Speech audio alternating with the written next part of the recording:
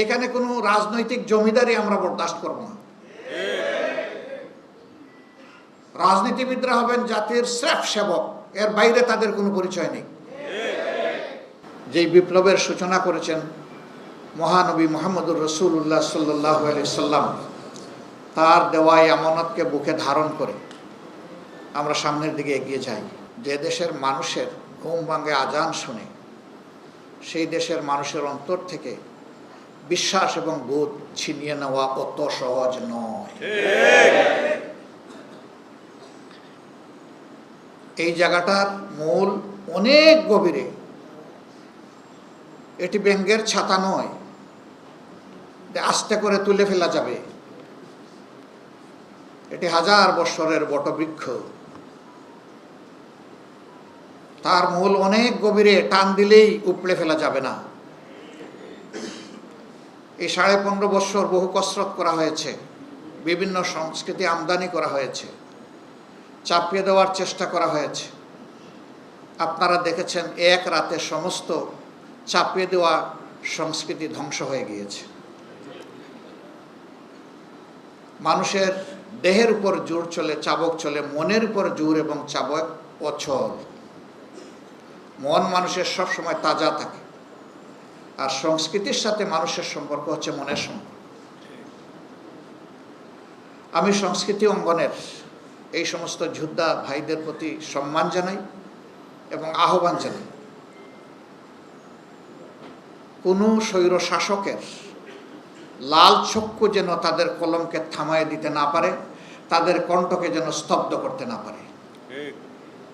চিন্তার জগতে কোনো আপোষ নেই, সত্য কথা বলার জগতে কোনো আপোষ নেই, জাতিকে জাগিয়ে তোলার ব্যাপারে কোনো আপোষ নেই, সত্য প্রকাশে কাউকে পরোয়া করার কোনো প্রশ্ন নেই। এই জায়গা থেকে যদি বলিয়ান হয়ে আমরা সামনের দিকে আগাতে পারি, ইনশাআল্লাহ জাতি পথ হারাবে না।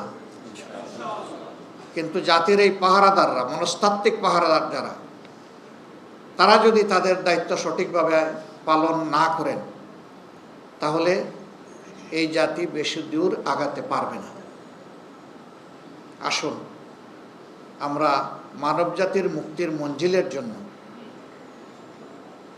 যেই বিপ্লবের সূচনা করেছেন মহানবী মুহাম্মদুর রাসূলুল্লাহ সাল্লাল্লাহু আলাইহি সাল্লাম, তার দেওয়া এই আমানতকে বুকে ধারণ করে আমরা সামনের দিকে এগিয়ে যাই।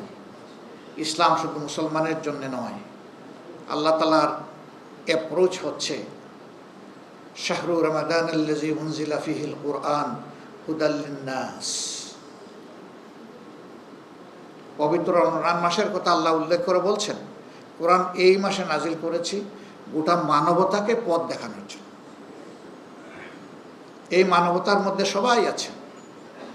এই জন্য এই ভারতবর্ষ, মুসলমানরা 100 বৎসর তারা শাসন করেছে, কিন্তু সেখানে কোনো অশান্তি ছিল না। মুসলমানরা সংখ্যা লঘিষ্ঠ ছিলেন, তারপরেও তাদের শাসন শতাব্দীর পর শতাব্দী ভারতবর্ষের আপামর জনগণ মেনে নিয়ে তারা আনন্দিত ছিল। কিছু গাদ্দার, কিছু বিশ্বাসঘাতক ভারতবর্ষের এই শান্তিকে তছনছ করে দিয়েছে, যার কুফল 190 বছর এই জাতিকে ভোগ করতে হয়েছে।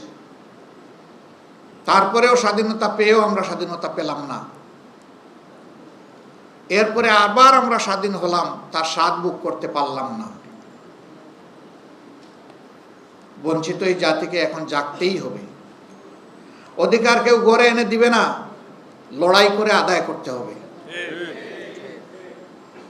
এবং আমরা চাই প্রত্যেকটি নাগরিক তার ন্যায্য অধিকার পাক। এখানে কোনো রাজনৈতিক জমিদারি আমরা বরদাস্ত করব না। রাজনীতিবিদরা হবেন জাতির স্রেফ সেবক, এর বাইরে তাদের কোনো পরিচয় নেই। রাজনীতিবিদরা কখনো দেশের মালিকানা দাবি করতে পারবেন না। যারা এই মালিকানা দাবি করেছেন, যুগে যুগে তারা চরমভাবে অপদস্থ হয়েছেন।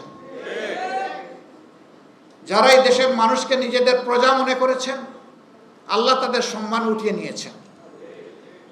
আর যারা মানবতাকে সম্মান করেছে, শ্রদ্ধা করেছে, আল্লাহ তাআলা তাদের সম্মান বৃদ্ধি করে দিয়েছে, তাদের শক্তিকে সংহত করেছে, আল্লাহর সাহায্য তাদের পিছনে এসেছে। আমরা আল্লাহর সেই সাহায্যের প্রত্যাশী।